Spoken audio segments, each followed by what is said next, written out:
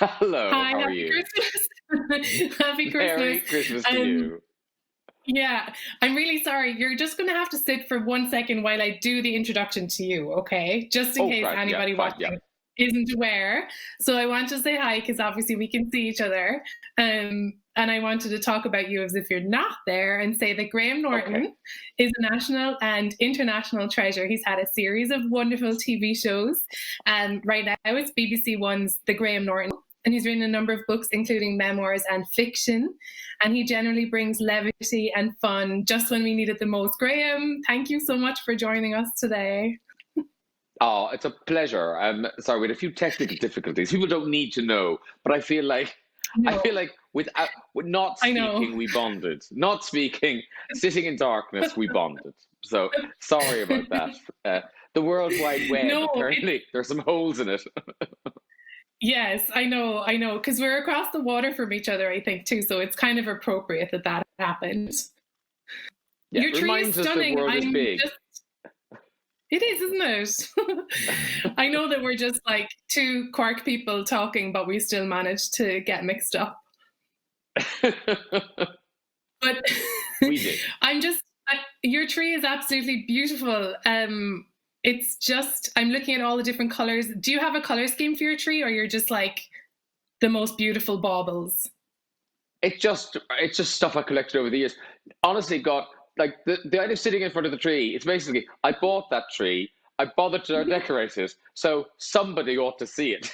So that's why I'm sat in front of it with the camera because it took hours, and then I suddenly realized no one is going to see this tree. So Yeah. I need to get it out to the world.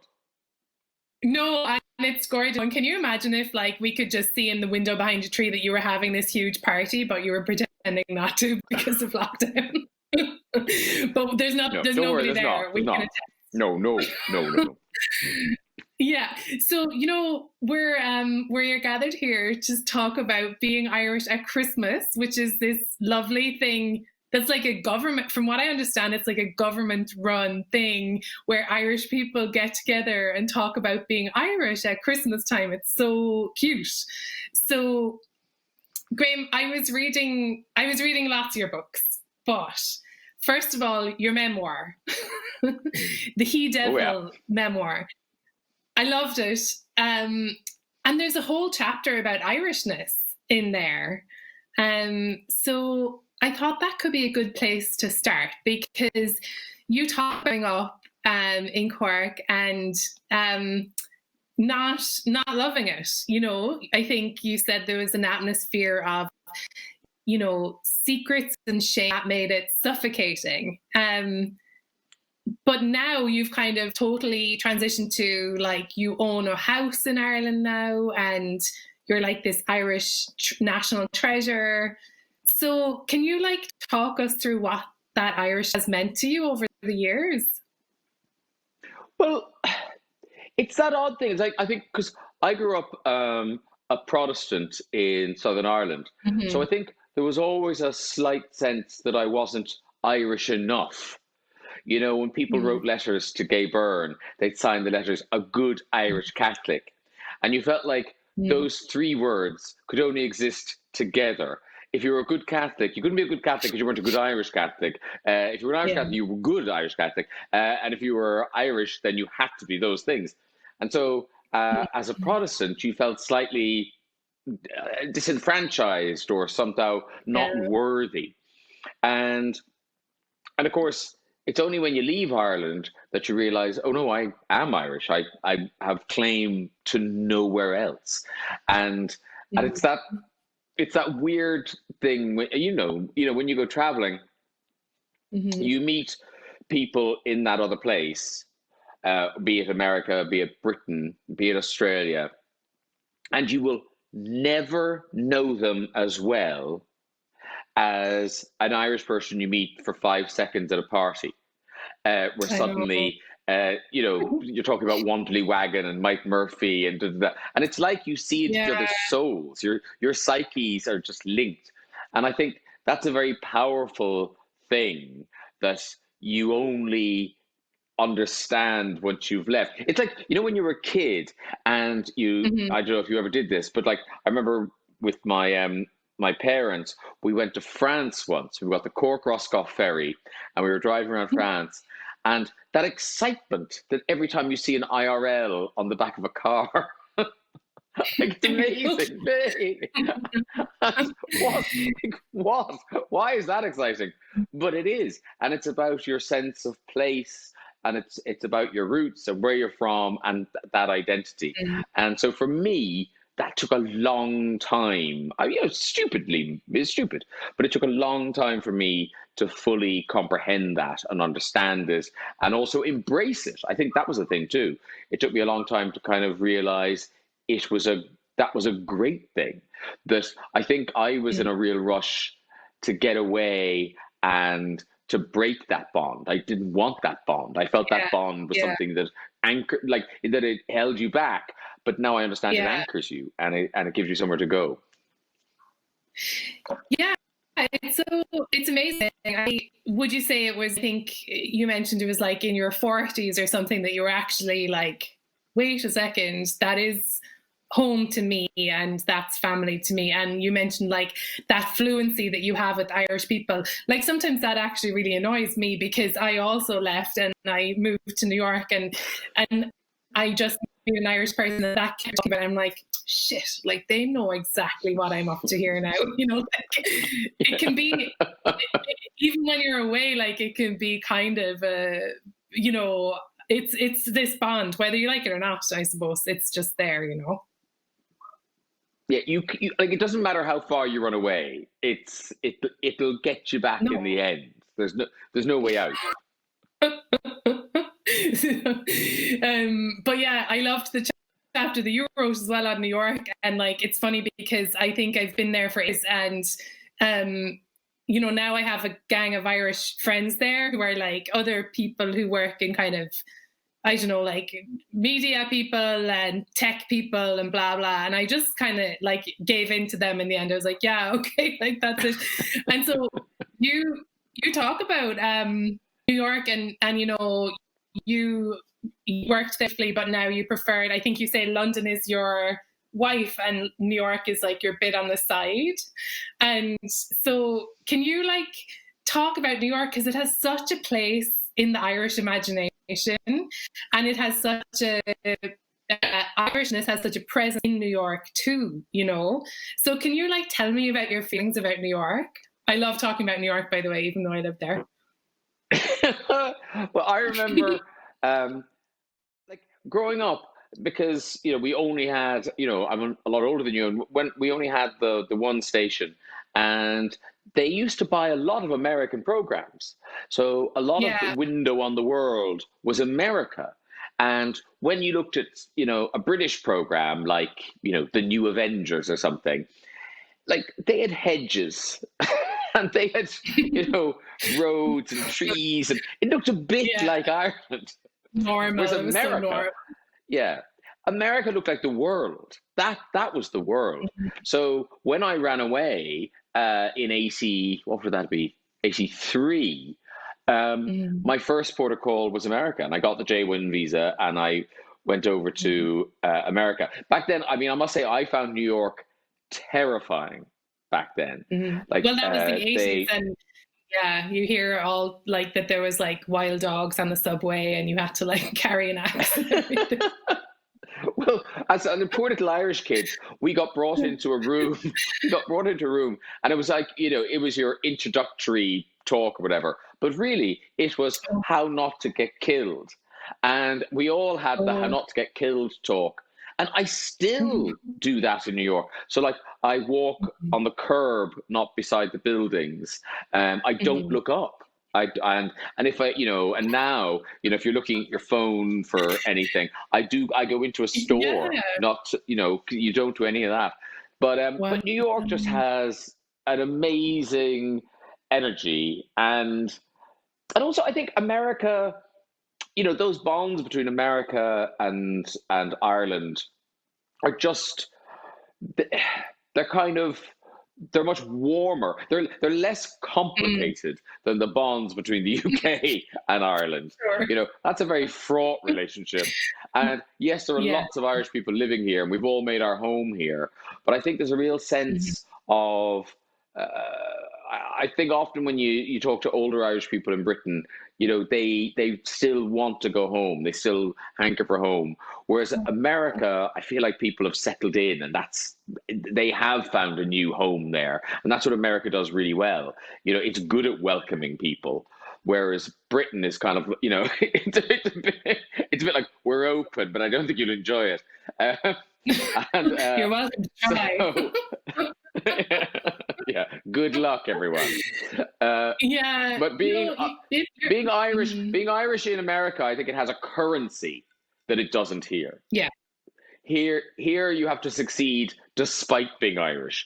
There, Irish is a great feather in your cap. Yeah, it's true. It's really true.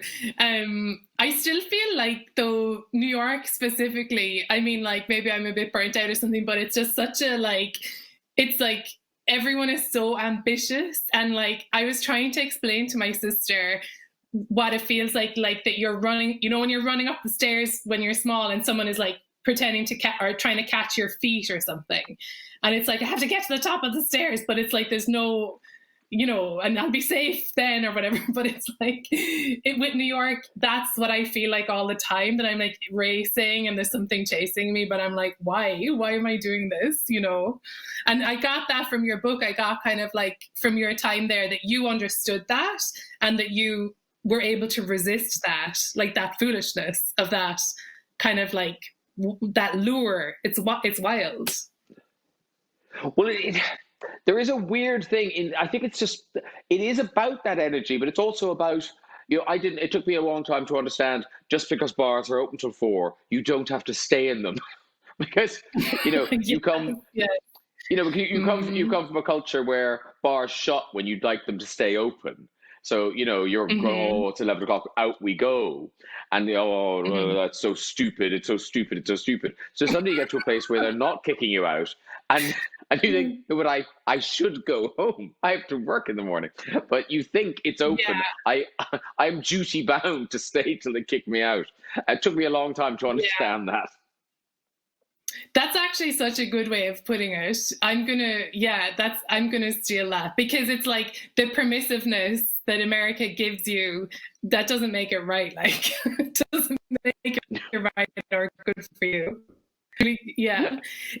So, um, I was thinking about, like, there's such a sense of fun from your memoirs, and that you're such a social person. I mean, we get to see that every weekend when you're presenting the show and you're hosting it, and like you do it so beautifully. So I was going to ask you two things, right?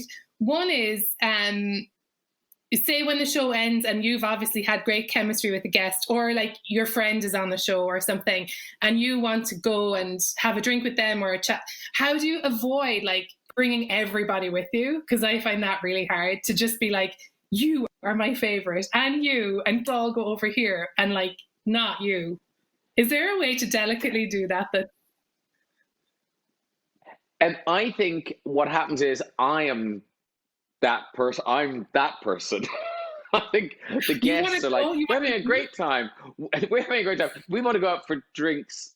Oh, the host is over there. Let's all just get in our cars and meet somewhere else. Because shut often, we tape the show. It's true. Often we tape the show, and we always tape the show on a Thursday night. And often in the papers on the Friday, I'll open the papers and I'll see paparazzi shots of my guests all like falling out of some restaurant at 1 in the morning, and I'm like, someone's missing from this picture, and I think, and I don't care, but it's that weird. There's a big gap between my chair Mm, and the sofa. I'm sort of mhm, the help. I'm sort of their comedy butler, and that world of the sofa, they are their peers, and they kind of get each other, and mhm. I'm not of their world. And I know as a viewer, you look at it, and hopefully it comes across that we're all getting on and da da da da. but there is a quite a weird apartheid on Mhm. that sofa. Uh, yeah, but hey, I'm on every week, so I Well, don't care. exactly. I mean, it doesn't, yeah, exactly. That's so funny. And so the other question that I wanted to ask you about, like, the social aspect of it, this year has been so dark and weird for that, right? So, like, I'm thinking about New Year's, which I don't know if you're like a New Year's fan or not, but a lot of us are going to be spending New Year's. I mean, I guess nobody is going to a New Year's party, right? So, what do you think would be like your perfect New Year's Eve night, knowing that you cannot, like kiss a stranger or like have an adventure outside of your own home? What do you think would be fun to do? Uh, and there are no fireworks, are there? Oh, really? I guess they No. don't want crowds together. Yeah, so I think in London there are no fireworks. I don't think. Oh, yeah. Yeah. Yeah, Because that would just make everyone group, yeah, stand in groups. yeah. No, so So, for me, I think a nice kind of non-party New Year's mhm. Eve, and I'm not doing this, by the way. I'm going to be in London, uh, but a nice non-party New Year's Eve would be to be all wrapped in blankets in Ireland and light the Mhm. Mm. brazier and kind of be around the brazier with some nice red wine, and hopefully it would be a clear night and you look up the stars and you'd have a Oh, sense of, a new year beginning and your place in the cosmos. And I can imagine that being quite nice. And you wouldn't feel like you were missing out because, they're constellations. So they're as good as any yes. fireworks. Oh, maybe a shooting star. There might be a shooting star. A shooting Or star, a yeah. meteor could crash. Knowing this year, a meteor will crash into the earth. that, that'll be the end of it. Isn't that beautiful? Yeah, It's yeah, getting and it so would be close. a miracle. Oh no. I mean, I love that idea. That's so cool because I hadn't even considered like going outside. I was just thinking like, oh God, Scrabble with my dad. Like I wasn't really sure what. So the gorgeous thing, also the elements of like the cold air and then a fire and like then like you said the constellations, like putting yourself in conversation with the bloody Milky Way. That's I love that idea. Yeah. The reality, though, Maeve, will be that it'll be cloudy and probably light drizzle, and the smoke from the fire will just be blowing in your face, and you'll be Yeah, screaming, yeah. crying. Yeah, that's what actually would happen. But in my mind, I it's know, lovely. I know exactly. So wait, I have a game. Can we play a quick game? I just made it up. Okay, it's because I love Okay. when you do games on your show. And so this game, this game is called I'm Not That Graham. Okay, and I'm Okay. gonna uh, tell you about three other Grahams that you're not, and then um, you have to guess which Grahams they are. Is that clear? Okay. They're famous Grahams. Yeah, they're famous Grahams, but they're not you. Okay. So you need to say, Okay. "I'm not that Graham. That Graham is blah." So okay, Okay. with this, okay, which Graham? Okay, with this particular Graham, if it doesn't rain, it s'mores. Which Graham am I talking about? Graham crackers. Yeah, Graham crackers. Can you see? I can. Yes. Okay, I'm Graham amazed. crackers, I'm and I can amazed I tell got you, that. yeah, I mean, brains to burn up there. They, do you know where they're from? It's from a preacher called Sylvester Graham, and he was in the 19th century temperance movement, and he believed in minimizing pleasure. So that's The same? one. Is he the same guy? Is he the same as the cornflakes guy? He's different. He was Because a the corn, precursor to him. because there was some sort of sexual element to the cornflakes guy, wasn't there? Yeah, I think Kellogg's Dr. Kellogg's was like, never touch yourself, have instead, or something really sinister. And this guy was the whole like, thing is an Irish overtone, doesn't it? There's a whiff of nun off all of it. Yeah, there really is. I mean, the nuns were just too modest to like brand themselves like as a breakfast cereal, but they're totally the same energy. Same energy. Okay, the next Graham. Okay, I'm not that Graham. Okay, which Graham made the following statement? I want every young woman to know there's a place for you in America if you are pro-life, if you embrace your religion and you follow traditional family structure. Then you can go anywhere, young lady. I'm not that Graham. I'm guessing that's Billy.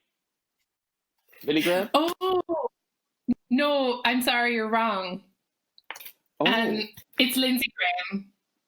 Oh, Lindsey Graham. Okay, yeah. Lindsey Graham, the American politician. The Billy Graham de nos jours, yeah. Yes, exactly. The Billy Graham, like 2.2. Like he's more powerful than him with the same strange ideas. So I'm sorry that you didn't get that one.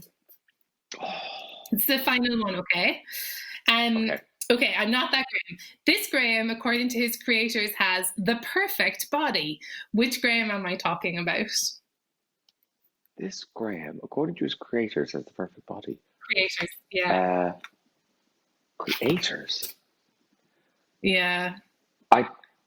I don't know. Is it like an Avenger or something, or a cartoon, or? No, it was in the news like in 2016 when he was created. Is it a cloned sheep or something? No, it's not a cloned sheep. I don't really know what else it's a model, I guess. Like it's a type of a model. Do you know any models called Graham? It's I don't. Perfect Grahams with perfect bodies. Is that a clue for you? Oh, is it a wine? Oh, sorry, no. But that is actually a really good guess. But it's not. I don't know. I don't know. Okay. He's got the perfect body for his job, which is he's a crash test dummy. That's Graham. Can you see him? He does have the perfect body because it looks like he's already crashed. He hadn't. This is before the crash.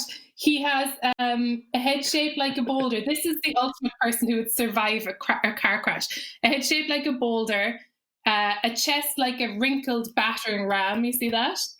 And he's a part of the Australian road safety campaign. And his chest is also inflatable. We called him Graham.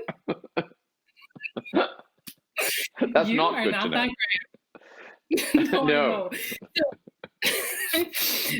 So, and we're engaged. No, we're not. He's not real. But speaking of terrible car crashes, I wanted to talk about your novel, Graham, Home Stretch. That's right. I was thinking, talking of car crashes, I thought we were going to talk about a terrible show I did or something. And then you said your novel. I was like, is it that bad? And oh no, there is a car crash in the novel.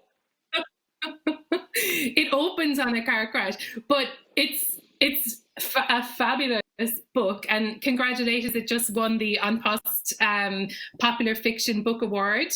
And it's been at #1 in the Irish charts and in the UK. It's gorgeous. Like I read it in 2 days and I absolutely loved it. I found it really funny and really moving. But yes, there is a car crash.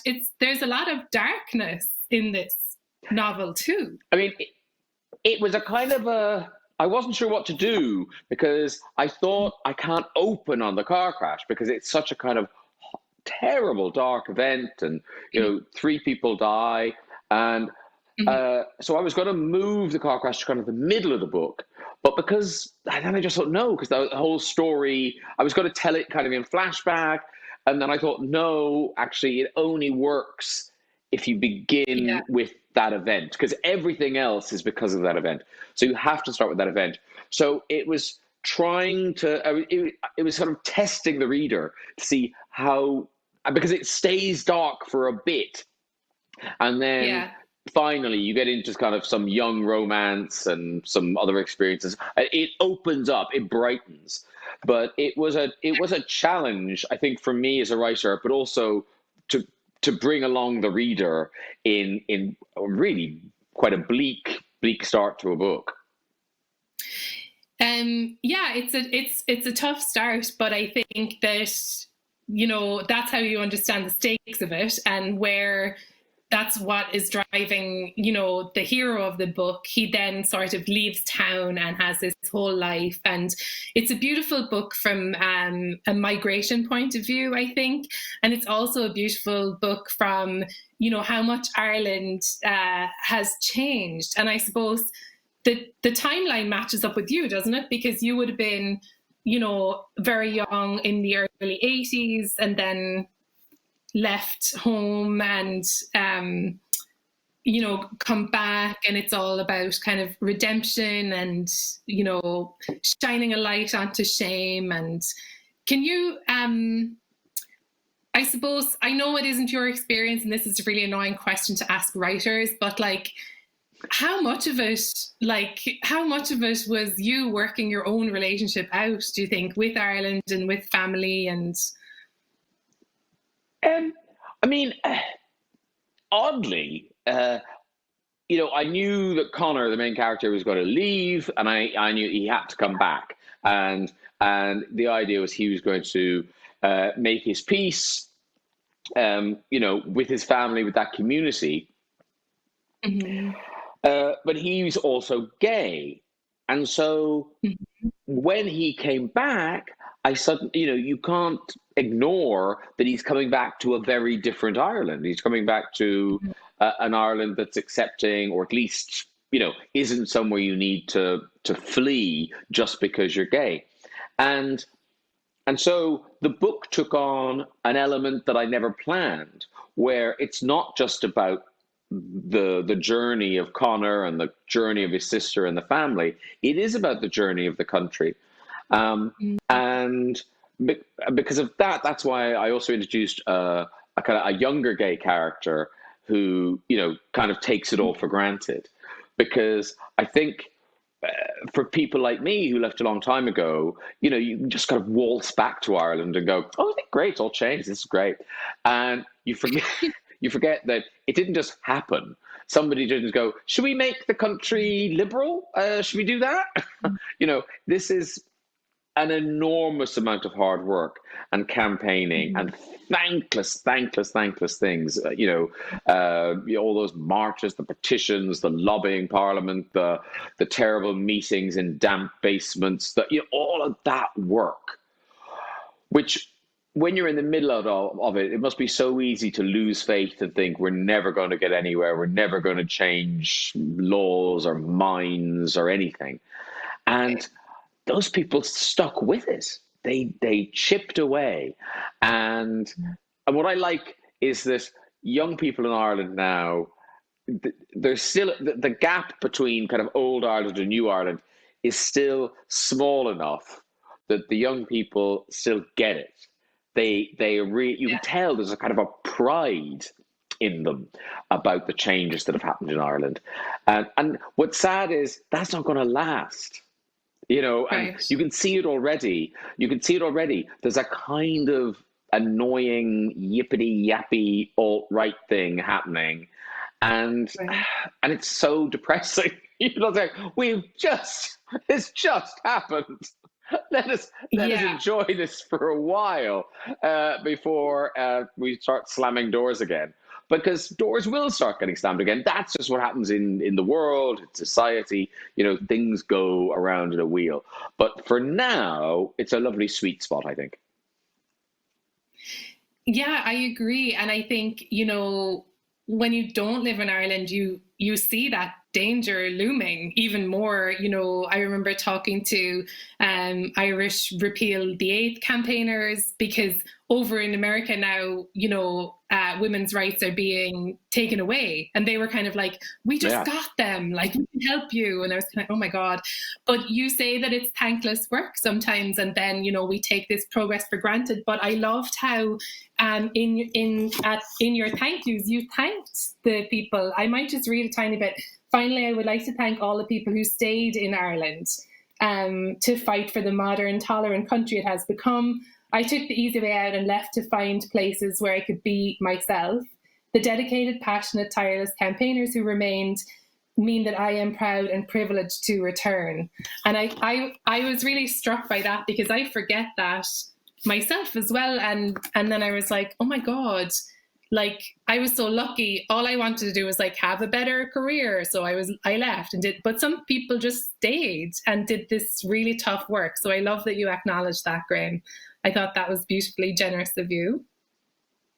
But also it's sincere, because I'm painfully aware that I'm not that guy. And so there's a kind of a guilt as well as a gratitude, that, you know, I didn't do that work.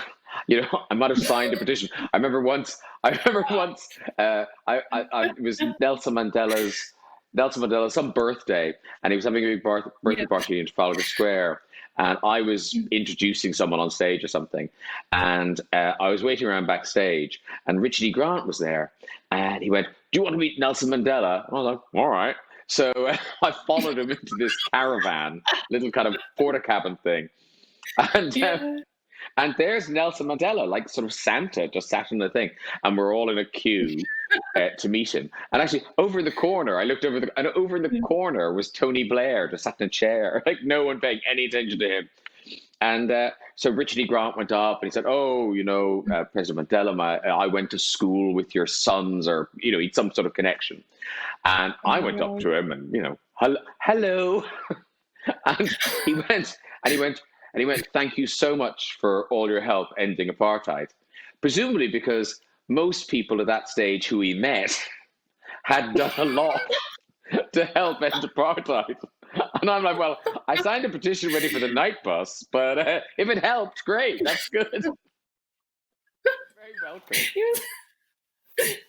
Oh my God.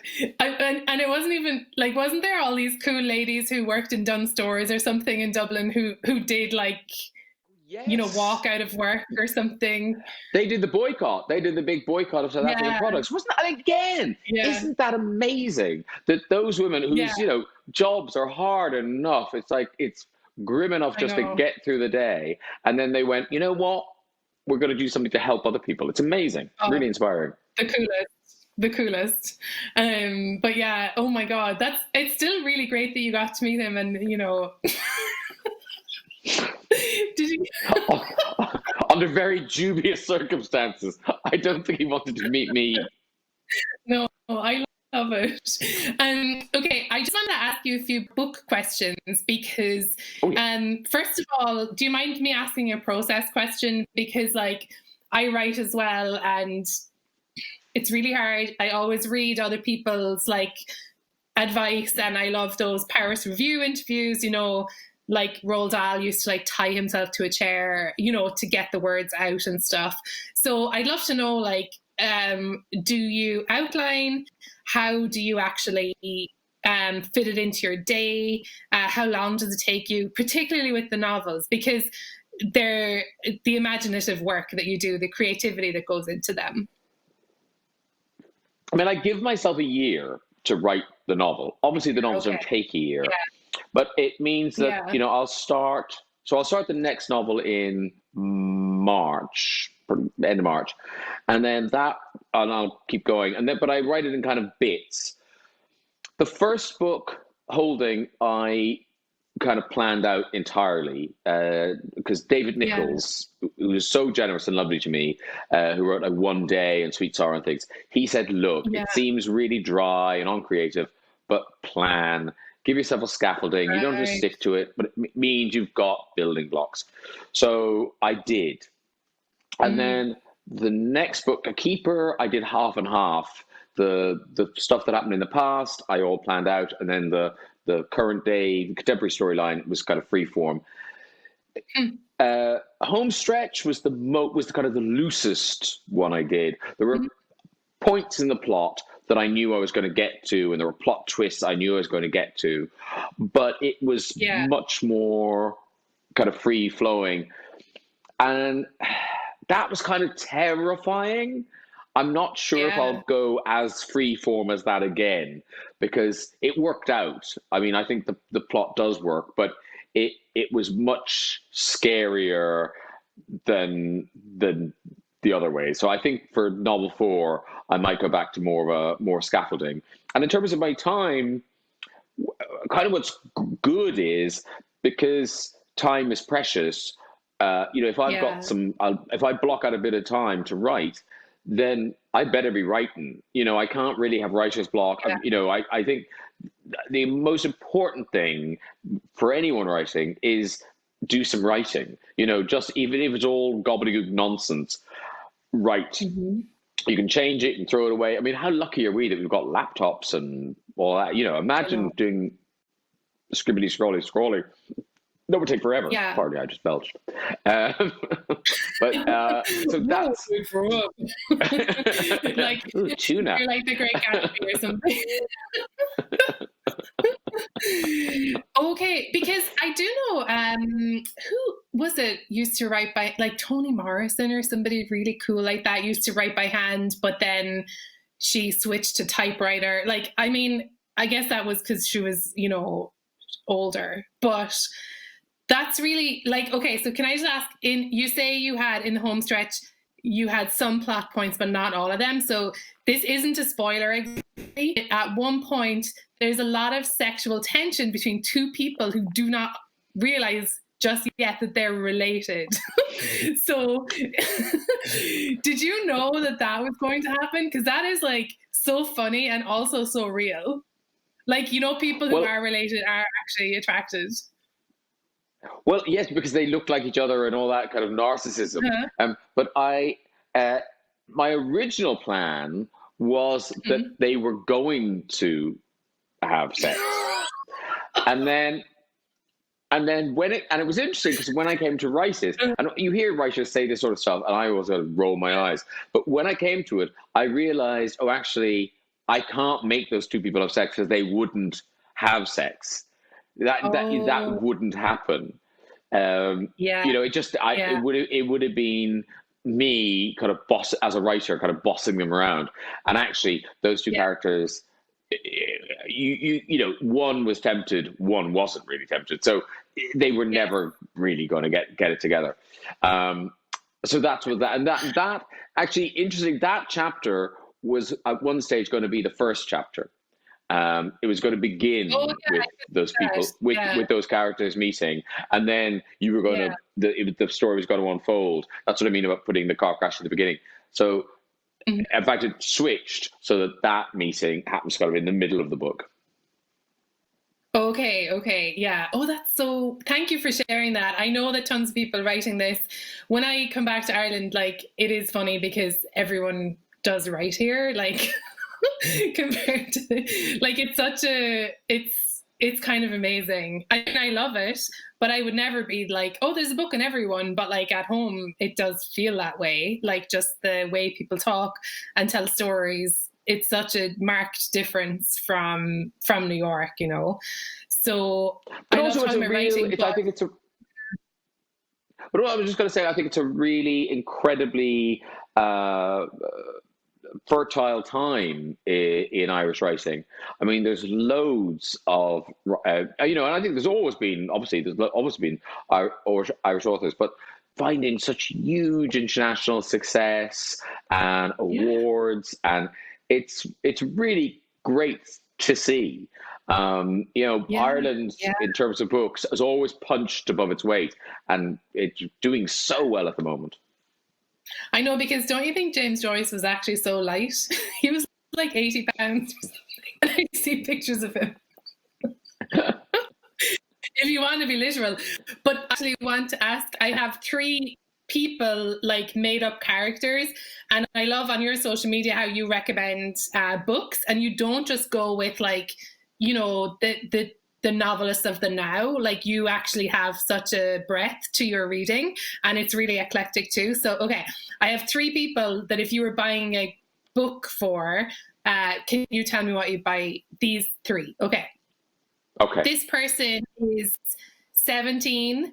They're actually famous on the internet, and they are very unmoored at the moment. So I think they need some warmth and some stability. So what read? They're 17. Yes. They're very online, and they're very well known, and they're so okay. Yeah. I mean, I just think back to when I was 17. I remember being blown away by The Bell Jar, Sylvia's Plath. And I think that might be a good book. That might be a good book for someone who's into, being online and all that stuff. Because she work for an advertising agency. I know there's a big thing about, like, she keeps imagining, like, advertising really speaks to that character. What's it, Esther Greenwood? That's her name. And advertising really speaks to her. And I think it's a cautionary tale, because it doesn't go well. So yeah, I would give a 17-year-old that, and particularly because I think 17-year-olds think no one's been 17 before. There's that real sense, particularly now. It seems, I know at work, I work with people in their 20s, and you mention something and they've never heard of it, and their excuse is always, "Oh, well, I wasn't born."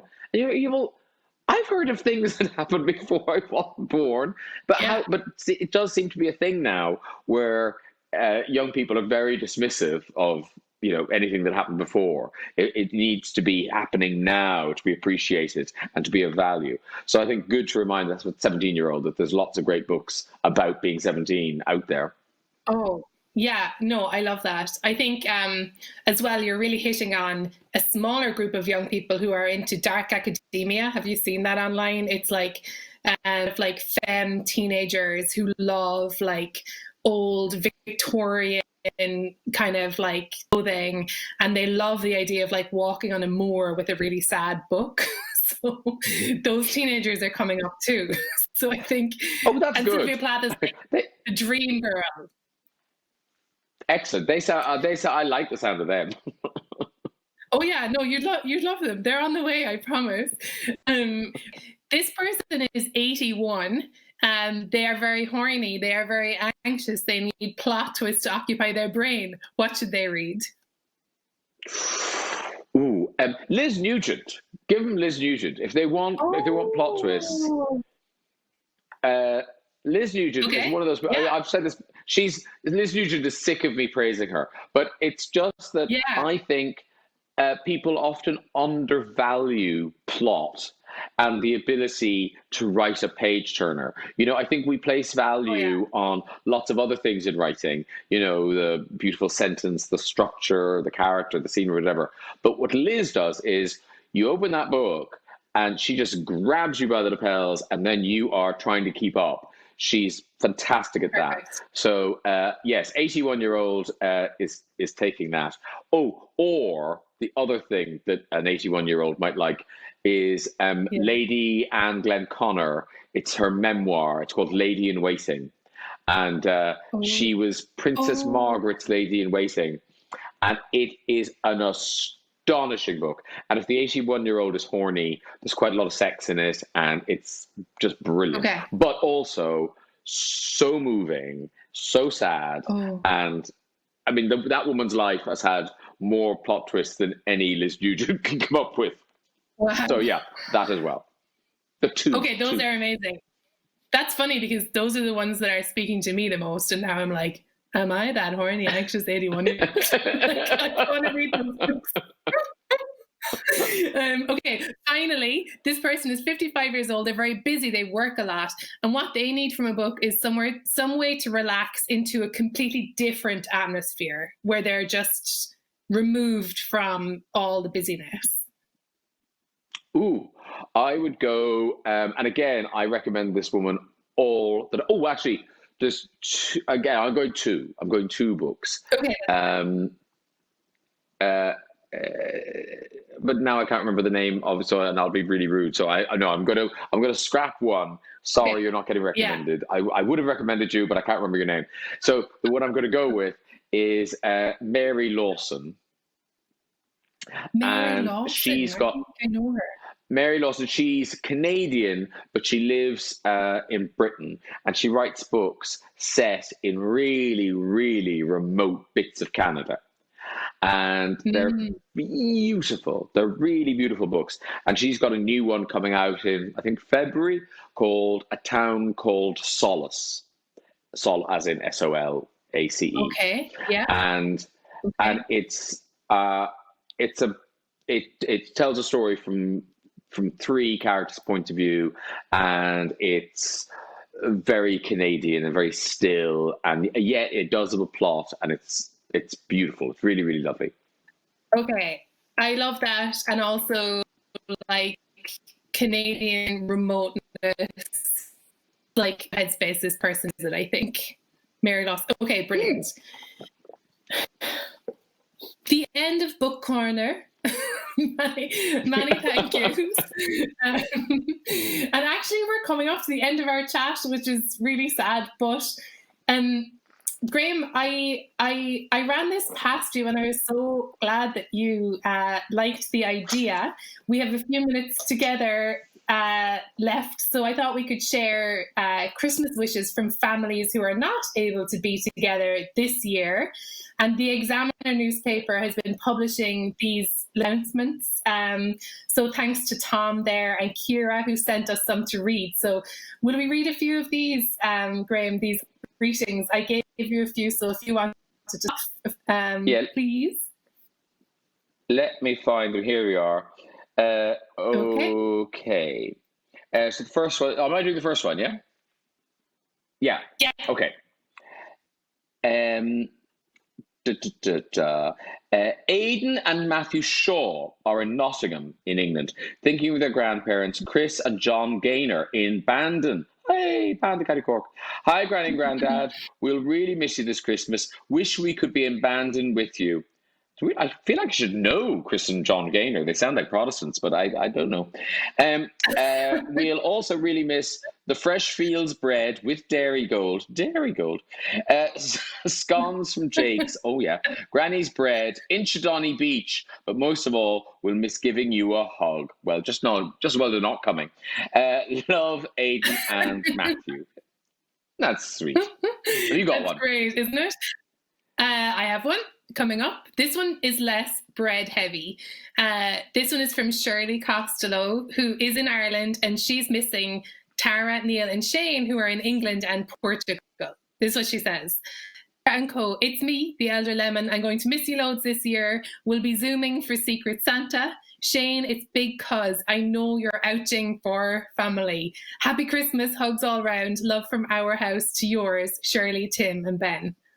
More hugs being passed, but I think virtually is totally fine. Yeah, and Bradley, anything's better than Zoom Secret Santa. That sounds like hell. Next up, we've got Jimmy Fay. Jimmy Fay's in America with a message to his parents, Jim and Margaret Fay, and they're in County Cavan. Hi, Mom. Hi, Dad. I would like to remind you how much you mean to me. Oh, and to thank you for helping me become the man I am. It is in these difficult times that this son can reach down deep inside to find the strength needed. Merry Christmas. I find that just so moving that like a son would, bother to put that message out in the world that he already appreciates things about himself that he got from his parents. That's lovely. Isn't it beautiful? Yeah, I mean, I think that's because he lives in America and they're more able to access their feelings. This lady is in New Zealand. It's Amy Troe, and she's in Auckland. She's missing Sheila O'Callaghan, who's in Churchtown in Cork. New Zealand's closed border means I couldn't get back to hear the sound of your merry laugh or hold your cake-making, wall-painting hands. My grandmother is a mighty woman. We'll meet again, Sheila, and when we do, it will be all the sweeter. Merry from your Amy.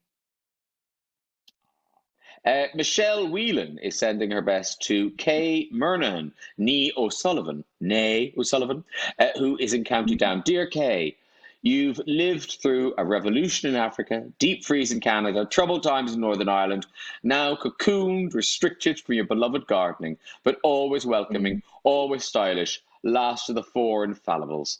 In your 95th year, I wish you a peaceful Christmas and hope to visit you soon. And that's from Michelle. 95. My mother's 89. Wow. And I just think, isn't there a thing like to live this long and have this, like, I lived for this? It's just, I mean, that's a struggle. It is. And just be like, yeah, when the Vietnam War happened, I was 50. What about it? It's just incredible. Okay, I have one more. This is from an auntie, and being an auntie myself, this gets me. Okay, Joe, I heard about your brilliant parent-teacher interview. Well done! ! So sad I won't be home for Christmas. I miss you, Sophia, Michael, Lucy, and Rose very much, but I'll make it up to you when I can get home next. Miss you loads, Auntie Sarah, who's in Australia. And finally, I've got one from Finn and Billy O'Neill. They're in China. Hello.